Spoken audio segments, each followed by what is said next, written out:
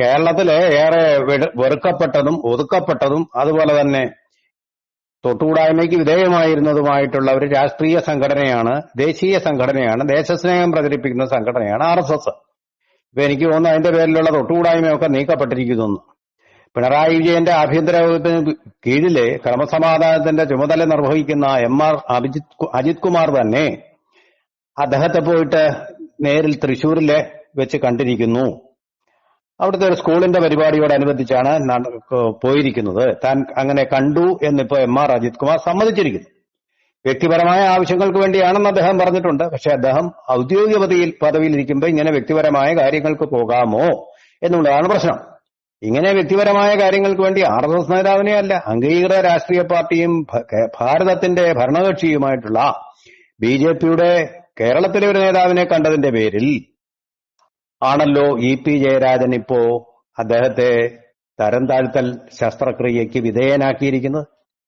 അപ്പൊ അങ്ങനെ വരുമ്പോൾ എങ്ങനെ ഈ ലോ ആൻഡ് ഓർഡറിന്റെ ചുമതല വിശ്വാസപൂർവം മുഖ്യമന്ത്രി ഏൽപ്പിച്ചിട്ടുള്ള അജിത് കുമാർ തൃശൂരിൽ പോയിട്ട് RSSന്റെ കുറഞ്ഞ നേതാവൊന്നുമല്ല, വളരെ സംഘാടകനും ബുദ്ധിജീവിയുമായിട്ടുള്ള ജനറൽ സെക്രട്ടറി ദത്താത്രേയ ഹൊസബാലെ എന്ന് പറഞ്ഞു കഴിഞ്ഞാൽ RSS സർസംഘചാലക് കഴിഞ്ഞാൽ പിന്നെ ഏറ്റവും പ്രധാനപ്പെട്ട നേതാവാണ് അദ്ദേഹം.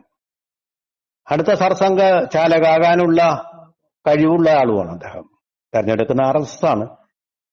അപ്പൊ അത്ര ശക്തനായ രണ്ടാം സ്ഥാനക്കാരൻ അദ്ദേഹത്തെയാണ് പോയി കണ്ടിരിക്കുന്നത്. എന്താണ് കണ്ടത്, എന്തിനു വേണ്ടിയാണ് കണ്ടത് എന്നുള്ളതൊന്നും പുറത്തു വന്നിട്ടില്ല. CCTVയിൽ ഇതിന്റെ ദൃശ്യങ്ങൾ ലഭ്യമാണ്. ഈ ദൃശ്യങ്ങളാണ് പങ്കുവെക്കാമെന്ന് VD സതീശൻ ഭീഷണിപ്പെട്ടു. അതിനെ തുടർന്നാണ് അജിത് കുമാർ ബുദ്ധിമാനായിട്ടുള്ള ADGP ആയതുകൊണ്ട് അദ്ദേഹം തുറന്ന് സമ്മതിച്ചതാണ്. സമ്മതിച്ചില്ലെങ്കിൽ CCTV പുറത്തു വരും, അദ്ദേഹത്തിന്റെ കള്ളനെ കയ്യോടെ പിടിക്കപ്പെടും എന്നൊരവസ്ഥ വരും. അതുകൊണ്ട് അദ്ദേഹം അത് സമ്മതിച്ചു. അതുപോലെ തന്നെ ഇപ്പോൾ ഉയർന്നു വന്നിട്ടുള്ള മറ്റൊരു ആരോപണമാണ് ADGP 2 തവണ കോവളത്ത് വെച്ച് രാം മാധവ് എന്ന് പറയുന്ന RSSന്റെ ഓർഗനൈസിംഗ് സെക്രട്ടറി ആയിരുന്ന ആള്. അപ്പൊ അദ്ദേഹം അതല്ല. ഇപ്പൊ അദ്ദേഹത്തിന് ജമ്മു കാശ്മീരിന്റെ ചുമതലയാണുള്ളത്. ജമ്മു കാശ്മീരിലെ BJPയുടെ തെരഞ്ഞെടുപ്പിന്റെ ചുക്കാൻ പിടിക്കുന്ന അദ്ദേഹം പ്രത്യേകിച്ച് പദവിയൊന്നും നൽകിയിട്ടില്ല. അതിനൊക്കെ വളരെ മിടുക്കനായിട്ടുള്ള ഒരാളാണ്. വിദേശത്തു നിന്നുള്ള ആൾക്കാരെ ഇന്ത്യയിൽ കൊണ്ടുവന്നിട്ട് RSSന്റെ പരിപാടികളിലൊക്കെ പങ്കെടുപ്പിച്ചുകൊണ്ട് ഇന്ത്യയുടെ പ്രതിച്ഛായ മെച്ചപ്പെടുത്താൻ ശ്രമിക്കുന്ന കഴിവുറ്റ ഒരു സംഘാടകനും വിദേശകാര്യങ്ങളെക്കുറിച്ച് വ്യക്തമായിട്ട് വിശകലനം ചെയ്യുന്നതാണ് രാം മാധവ്. പണ്ടവിടെ കാശ്മീരിലെ ഒരിക്കല് PDP എന്ന് പറയുന്ന അവിടുത്തെ കക്ഷി, കേരളത്തിലെ PDP അല്ല കേട്ടോ, മദനിയുടെ PDP അല്ല, അവിടുത്തെ PDPയുമായിട്ട് BJPയെ കൂട്ടുകെട്ടിച്ച് അത് കുറച്ചുനാൾ BJP അധികാരത്തിൽ വന്നിരുന്നല്ലോ. അതിന്റെ സൂത്രധാരൻ ഈ രാം മാധവാണ്. ഒരു നല്ല നയതന്ത്രജ്ഞനും കൂടിയാണ് അദ്ദേഹം.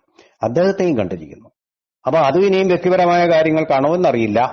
എന്തായാലും ഇപ്പൊ അജിത് കുമാർ 3 ദിവസം അവധിയിൽ പോയിരിക്കുക. ക്ലിഫ് ഹൗസിലേക്ക് അദ്ദേഹത്തിന്റെ പകരക്കാരനായിട്ടൊന്നും അറിഞ്ഞുകൂടാ, IPSകാരനായ വെങ്കടാചലത്തെ മുഖ്യമന്ത്രി കണ്ടിരിക്കുന്നു. ഇനിയിപ്പോ അടുത്ത ദിവസങ്ങളിൽ ഇനിയിപ്പോ വെങ്കടാചലത്തെ ലോ ആൻഡ് ഓർഡർ ചുമതല ഏൽപ്പിക്കുമോ എന്നറിയില്ല.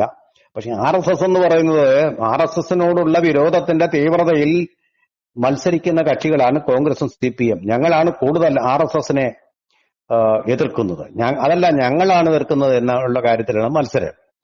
ഇത് അങ്ങനെ പിന്നെ ഏകദേശം അവർക്ക് തൊട്ടുകൂടായ്മയും തീണ്ടലും ഒക്കെ സംഘടിപ്പിച്ച് പണ്ടൊക്കെ ഈ താഴ്ന്ന ജാതിക്കാരെയൊക്കെ വെളിപ്പാടകല ഇത്ര അടി അകലത്തിൽ നിൽക്കണം ഓരോ ജാതിക്കും അനുവദിച്ചിട്ടുണ്ടല്ലോ. അകലം പോലെ അകലം പാലിക്കുന്നവരാണ് എന്ന് വരുത്തി തീർക്കാൻ വേണ്ടിയിട്ട് കൊണ്ടുപിടിച്ച് ശ്രമിക്കുന്ന ആൾക്കാരാണ് ഈ CPMഉം കോൺഗ്രസുകാരും. ഇപ്പൊ അതിലിപ്പോ CPM പരാജയപ്പെട്ടു. CPMന്റെ വ്യാജമുഖം VD സതീശൻ പുറത്തു കൊണ്ടുവന്നിരിക്കുന്നു എന്നുള്ളതാണ് ഇപ്പൊ വിചിത്രമായിട്ട് തോന്നുന്നത്. സത്യത്തിൽ പറഞ്ഞാൽ പണ്ട് ഇന്ദിരാഗാന്ധി ബംഗ്ലാദേശ് യുദ്ധകാലത്തിന് ശേഷം വൻ ഭൂരിപക്ഷത്തോടെ വിജയിപ്പിച്ചതിന് പിന്നിൽ ഇതേ RSS തന്നെയുണ്ട്. കരുണാകരനെ പലവട്ടം തോൽക്കുമെന്ന് തോന്നിയ അവസരങ്ങളിൽ വിജയിപ്പിച്ചത് RSS ആണ്. മുരളീധരനെ അതുപോലെ തന്നെ സഹായിച്ചിട്ടുണ്ട്. അതിലൊക്കെ PP മുകുന്ദൻ ഒരു പ്രധാനപ്പെട്ട പങ്കും വഹിച്ചിട്ടുണ്ടായിട്ടുള്ള കാര്യങ്ങൾ RSSകാർക്ക് അറിയാം.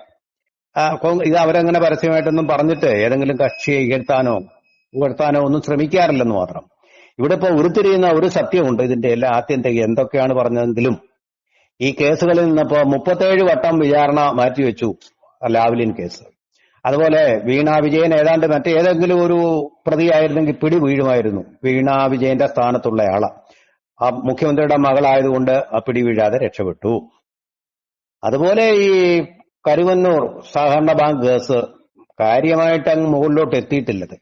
അതുപോലെയാണ് സ്വപ്ന ഉൾപ്പെട്ട സ്വർണ്ണക്കടത്ത് കേസ്, അതും മുഖ്യമന്ത്രിയുടെ തൊട്ടു മുമ്പേ വീണു. അതുകൊണ്ടാണല്ലോ ഇ.പി. ജയരാജനാണെന്ന് തോന്നുന്നു ഒരിക്കൽ പറഞ്ഞു അദ്ദേഹം സൂര്യനാണ്, ആ സൂര്യന്റെ അടുത്ത് ചെല്ലുമ്പോഴത്തേക്ക് ശത്രുക്കൾ കരിഞ്ഞു വീഴും എന്ന് പറഞ്ഞത്.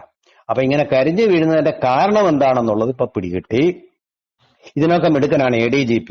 അദ്ദേഹത്തിന്റെ സഹപാഠിയായിട്ടുള്ള വിജ്ഞാൻ ഭാരതിയുടെ എഡിറ്റർ അതിന്റെ സഹായത്തോടുകൂടി ഇവരെയൊക്കെ കണ്ട് മുഖ്യമന്ത്രിക്ക് വിടുതൽ വാങ്ങിക്കുകയായിരുന്നു ഇദ്ദേഹത്തിന്റെ പരിപാടി. അതുകൊണ്ടാണോ മുഖ്യമന്ത്രിയുമായിട്ട് ഇത്ര അടുത്ത ബന്ധം? വലിയ ഗുരുതരമായ കുറ്റം പ്രോട്ടോകോളിൽ DGP-യേക്കാളും ഉയർന്ന സ്ഥാനമുള്ള MLA ഉന്നയിച്ചിട്ട് പോലും ഒരു നടപടിയും ഉണ്ടാകാതിരിക്കുന്നത്. ഇനി അല്ലെങ്കിൽ എല്ലാം പുറത്തു വന്നതുകൊണ്ട് ഇനി 2 ദിവസത്തിനകം അതിന്റെ നടപടികൾ ഉണ്ടാകുമോ എന്നൊക്കെ ഉള്ളത് നമ്മൾ കണ്ടറിയേണ്ട കാര്യങ്ങളാണ്. എന്തായാലും ഈ സംഘപരിവാർ എന്ന് പറയുന്നത് പകൽ RSSും അതുപോലെ തന്നെ പകൽ കോൺഗ്രസും അതുപോലെ രാത്രി RSSും എന്ന് പറയുന്നത് രമേശ് ചെന്നിത്തലയെ പറ്റി പറഞ്ഞിട്ടുണ്ട്. ശരിയാണ്, രമേശ് ചെന്നിത്തലയുടെ വിജയത്തിലും അത് UDF കോട്ടകൾ ഓരോന്നായി തകർന്ന് അടിഞ്ഞ സന്ദർഭത്തിൽ പോലും ഈ രമേശ് ചെന്നിത്തല അവിടെ ജയിക്കാനും ഒരു കാരണമായിട്ട് RSS ഉണ്ടായിരുന്നു എന്നുള്ളത് വസ്തുതയാണ്. അതുകൊണ്ട് അദ്ദേഹത്തെ പറ്റി അങ്ങനെ പറഞ്ഞത്. രാത്രി RSS, പകല് കോൺഗ്രസ് എന്ന് പറഞ്ഞു. അങ്ങനെ ഈ പകൽ മാന്യന്മാരുടെ എല്ലാം മൂടുപടങ്ങൾ സിനിമാ താരങ്ങളുടേതെന്ന് പറയുന്ന പോലെ ഇപ്പോ അഴിഞ്ഞു വീണിരിക്കുന്ന ഒരു സന്ദർഭമാണ്. ഈ അടുത്ത 2-3 ദിവസത്തിനകം കേരളത്തിന്റെ ആഭ്യന്തര കാര്യത്തിന്റെ ചുക്കാൻ പിടിക്കുന്ന ആളുകളുടെ ആ സ്ഥാനങ്ങൾ തെറിക്കാൻ അല്ലെങ്കിൽ തൊപ്പികൾ തെറിക്കാനുള്ള ഒരു സാധ്യത, അല്ലെങ്കിൽ തൊപ്പികൾ മാറാനുള്ള ഒരു സാധ്യത, അല്ലെങ്കിൽ കസേരകളെങ്കിലും മാറാനുള്ള ഒരു സാധ്യതയുടെ കാറും കോളുമാണ് കേരളത്തിന്റെ അന്തരീക്ഷത്തിൽ നമുക്ക് നിരീക്ഷിക്കാൻ കഴിയുന്നത്.